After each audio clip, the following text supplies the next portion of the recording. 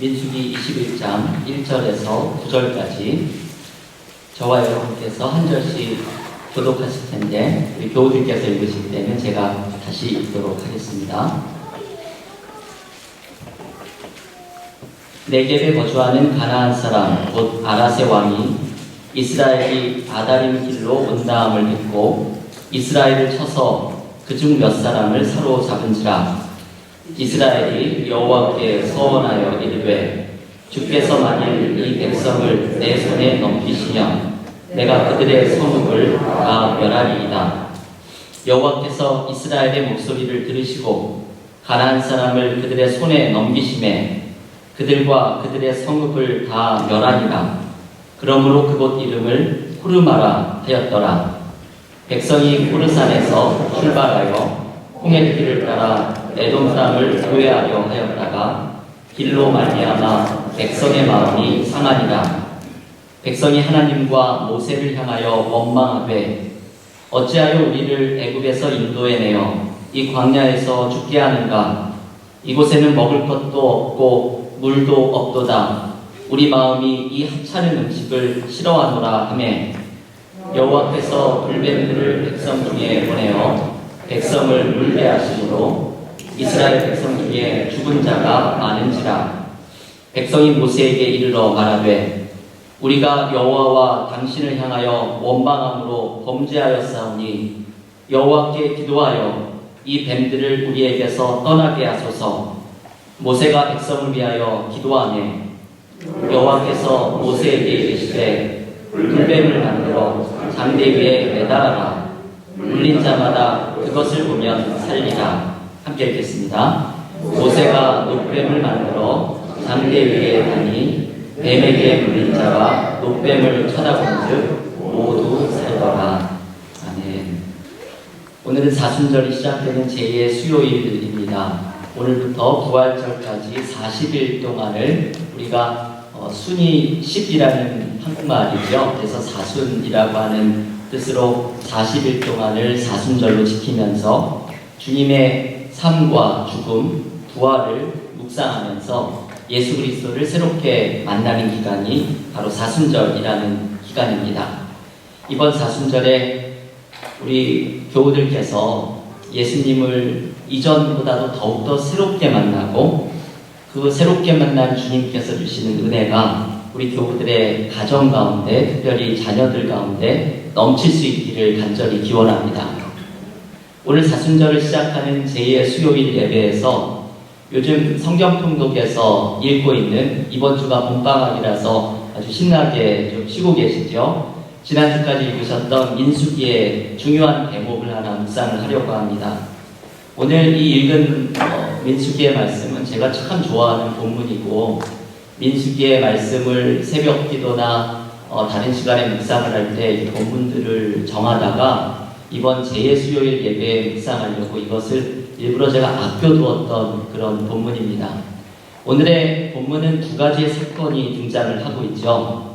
하나는 민수기 21장 1절부터 3절에 등장하는 호르마에서 경험한 승리가 소개되고 있고 또 하나는 노뱀을 바라보면서 경험했던 치유가 등장을 하고 있습니다.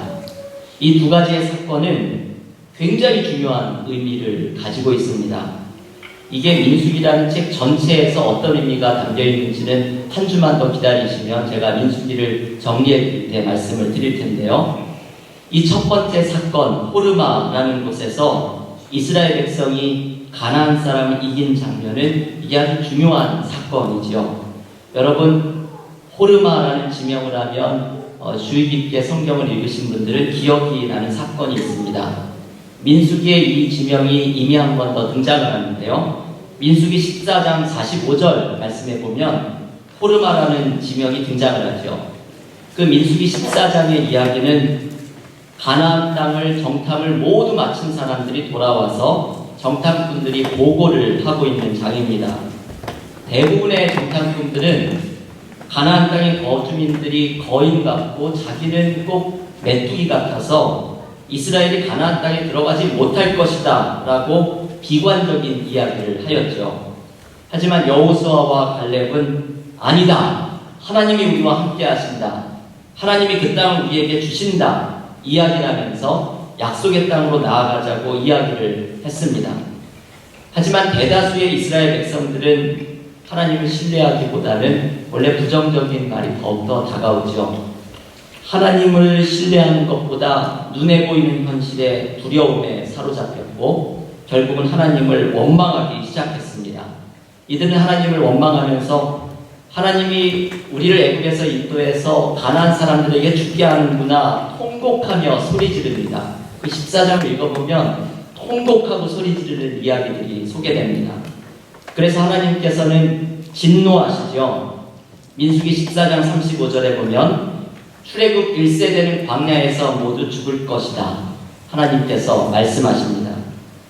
그랬더니 이스라엘 백성이 깜짝 놀라면서 아닙니다. 하나님, 우리가 잘못했습니다. 우리가 가나안 땅으로 올라가겠습니다. 말하면서 하나님께서 말씀하시지 않았는데도 가나안 땅으로 전쟁을 하러 올라갑니다. 결과는 처참한 패배이죠. 여기에 바로 호르마가 등장합니다. 가나안 사람들이 이스라엘을 호르마까지 추격해서 무참하게 진멸시킵니다. 저는 이 민수기 14장의 이 장면을 읽으면 이스라엘 백성들의 마음이 느껴집니다. 아닙니다. 제가 잘못했습니다. 이제라도 올라가겠습니다. 말을 하지만 이미 늦었죠. 그들은 하나님을 불신하고 불순종했던 책임을 뼈아프게만 져야만 했습니다. 이 호르마가 오늘 민수기 21장에 다시 등장합니다. 이 호르마란 곳은 그래서 이런 곳이죠. 이스라엘 백성에게는 아주 뼈아픈 패배의 상처가 있는 곳입니다. 민수기에 처음으로 등장하는 이스라엘의 패배가 기록되어 있는 장소가 바로 호르마입니다. 그런데 오늘 본문에서 이 패배의 호르마가 승리의 호르마로 바뀝니다. 이제 호르마에서 이스라엘 백성들이 완전히 정반대죠. 가나안 사람들을 진멸하는 이야기가 등장을 합니다. 여러분, 이 차이는 어디에 있습니까? 민수기 21장과 민수기 14장에 이 같은 곳에서 일어난 이 차이는 어디에 있습니까? 오늘 본문은 한 가지의 이유를 가르쳐주죠. 하나님께서 인도하셨다라는 한 가지의 이유를 가르쳐줍니다. 오늘 민수기 21장 2절 말씀 우리 성경을 펴신 분들은 함께 읽어보겠습니다. 민수기 21장 2절 말씀입니다. 이스라엘이 여호와께 서원하여 이르되 주께서 만일 이 백성을 내 손에 넘기시면 내가 그들의 성읍을 다 멸하리이다. 여기에서 중요한 표현은 주께서 만일 이 백성을 내 손에 넘기시면 이라만 이 말이죠. 이스라엘은 이제 자신이 무언가를 하려고 하는 노력을 내려놓습니다. 그리고 하나님께서 하실 일을 신뢰합니다. 이전에 민수기 14장에서의 호르마는 내가 하려는 마음으로 하나님이 말씀하지 않아도 올라갔던 것이지만 그 결과는 철저한 패배였죠. 하지만 오늘 민수기 21장의 호르마에서는 하나님께서 하실 것을 의지하면서 나아갑니다. 그 결과는 하나님이 주시는 승리입니다. 결국은 호르마의 메시지는 이것이죠. 나는 할 수 없다. 하나님이 하신다. 이게 오늘 우리에게 주시는 첫 번째 메시지입니다. 나는 할 수 없다. 하나님이 하신다. 이스라엘 백성은 이 첫 번째 호르마에서 경험했던 자신이 무언가를 할 수 없는 존재라는 것을 뼈저리게 깨달았습니다. 그리고 두 번째 호르마에서는 하나님께서 하신다는 것을 체험적으로 발견하였습니다. 이 호르마는 그래서 우리에게 아주 중요한 상징적인 의미를 가지고 있죠. 내가 할 수 없고 하나님께서 하신다는 것을 신뢰하면서 나아갈 때에 은혜를 경험할 것이다 라는 상징적인 장소입니다. 전설의 권투선수인 무하마드 알리가 있죠. 그분에 대한 유명한 이런 이야기가 하나 있습니다.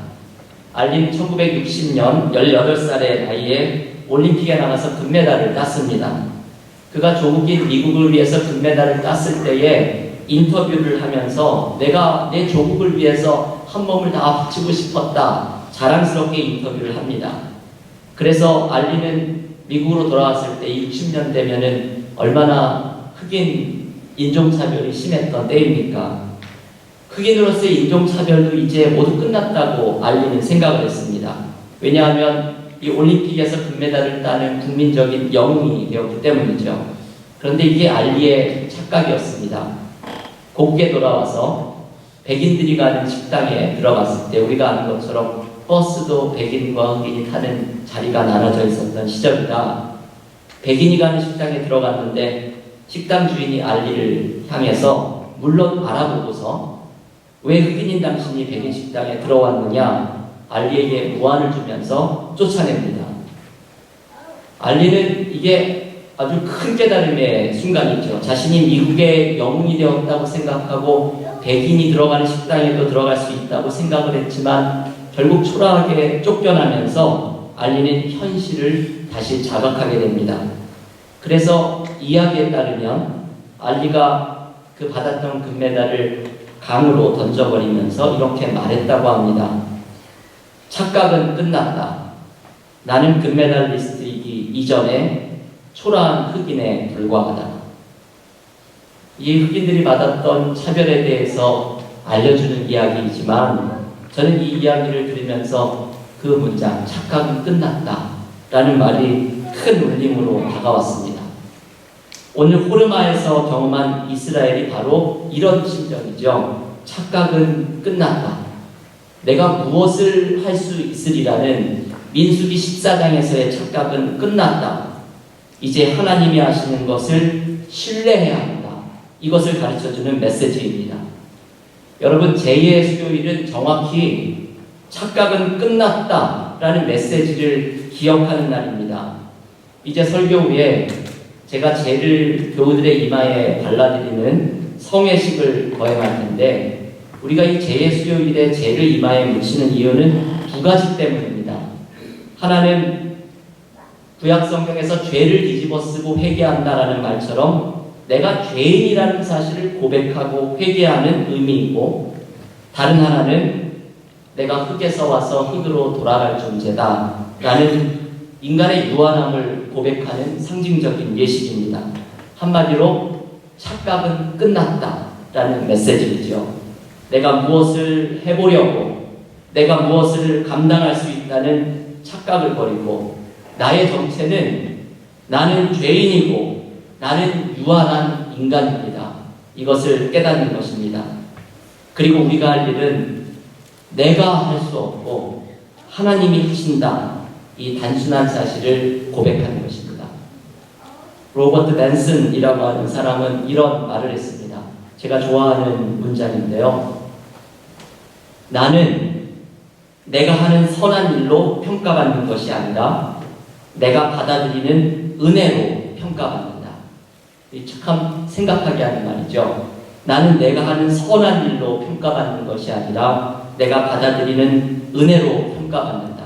이 사람은 분명히 착각을 끝낸 사람이니 분명합니다. 내가 무엇을 하려는 것으로 평가받는 것이 아니라 나는 할 수 없고 하나님이 하신다는 은혜로 나는 평가받는다는 것을 깨닫는 사람입니다. 교우 여러분, 오늘 제2의 수요일 예배를 드리면서 나의 죄를 고백하고 나의 유한함과 연약함을 고백하면서 오늘 이 호르마의 메시지, 나는 할 수 없고 오직 하나님이 하실 수 있음을 기억하시기를 바랍니다. 우리의 삶에 얼마나 많은 문제와 아픔이 있습니까?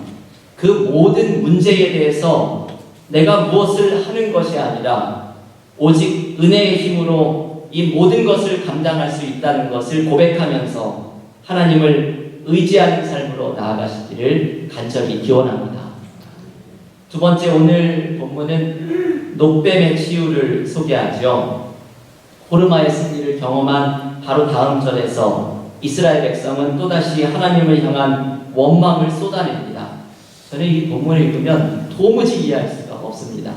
마치 롤러코스터를 타는 것 같죠. 3절에서 호르마의 승리를 경험하고 곧바로 민수기 21장 4절 말씀에서는 하나님께 원망을 쏟아냅니다. 근데 이 이해할 수 없는 모습이 사실 우리들의 모습입니다.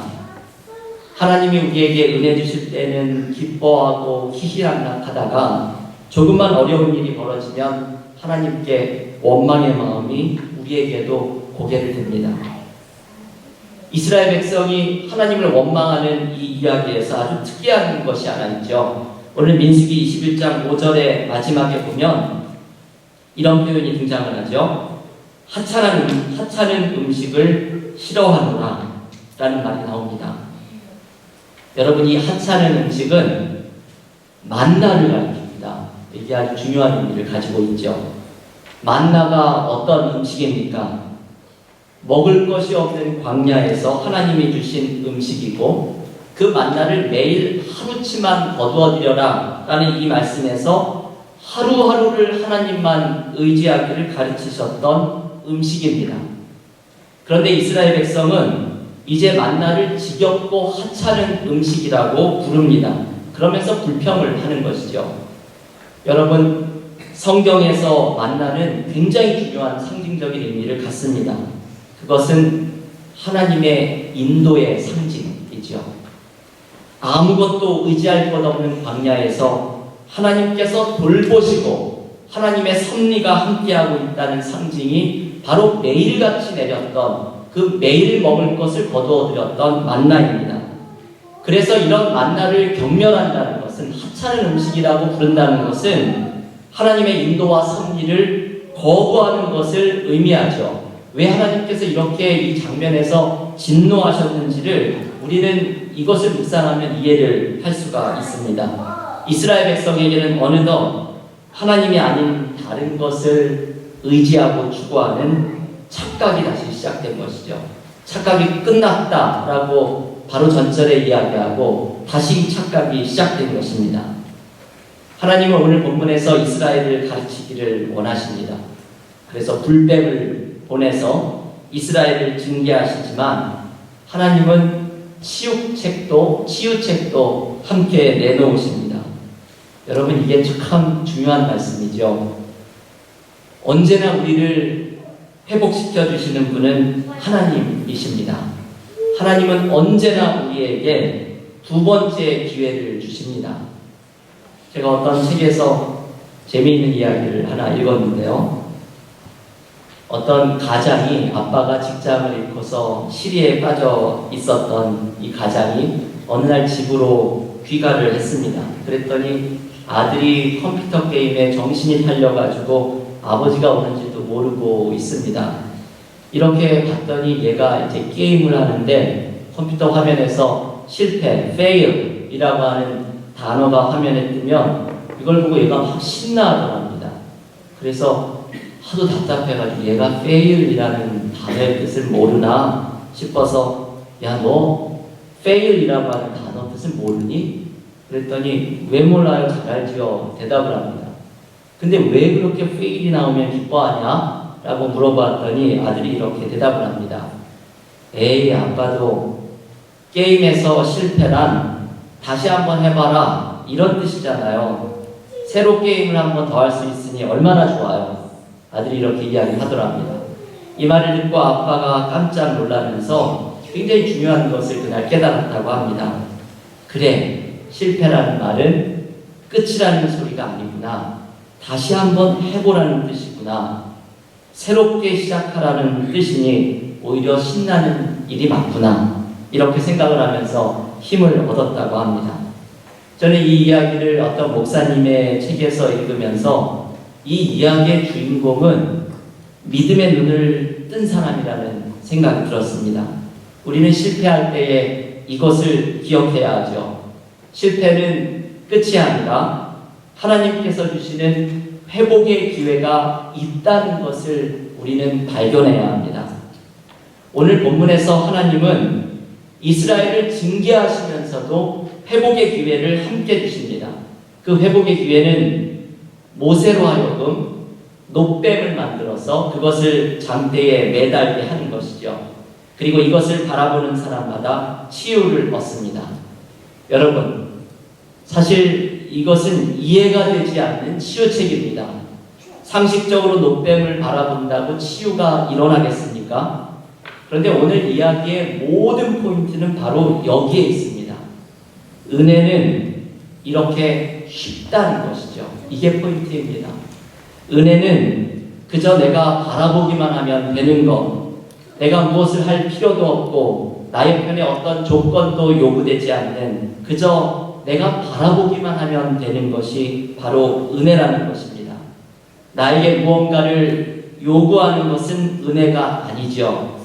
은혜는 그저 쉬운 것, 우리가 바라보기만 하면 되는 것, 그래서 이것을 우리는 은혜라고 부릅니다. 오늘 우리에게 주시는 두 번째 메시지는 바로 이것입니다. 은혜를 바라보라.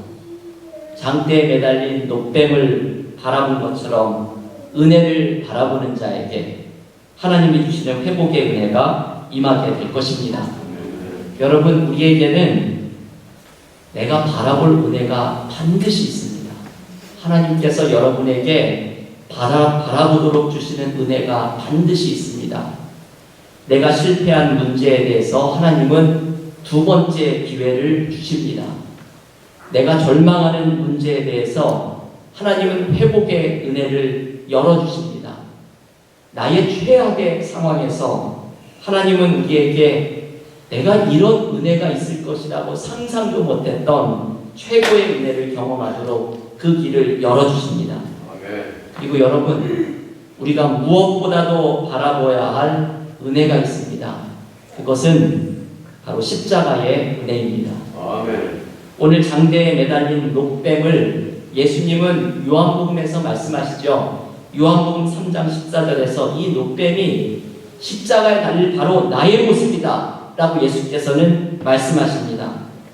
노뱀을 바라보았던 자가 살아난 것처럼 십자가의 은혜를 바라보는 자 또한 살아날 것이라는 말씀을 주님께서 주십니다. 이것은 내 삶에 있는 작은 문제를 해결하는 것과는 비교가 되지 않는 것입니다. 내 삶의 작은 문제를 넘어서는 가장 근본적인 문제의 해결, 죄와 사망의 문제를 해결하는 은혜가 바로 십자가 위에 나타났습니다. 우리가 할 일은 십자가의 은혜를 바라보는 것입니다. 이것을 그저 바라보기만 하면 되는데 이게 너무 쉬워서 우리는 이 십자가를 바라보지를 못합니다. 그저 믿기만 하면 되는데 이 쉬운 것을 하나님께서 요구하시는데 우리는 이것을 하지를 못합니다. 십자가의 은혜로 나의 자격이나 나의 힘이 아닌 오직 십자가의 은혜로 나의 죄의 문제가 해결되고 사망에서 생명으로 옮겨지는 회복의 은혜가 우리에게 나타납니다. 아멘. 여러분, 이것을 기억하십시오. 십자가의 은혜는 쉽습니다. 하지만 십자가의 은혜는 깊습니다.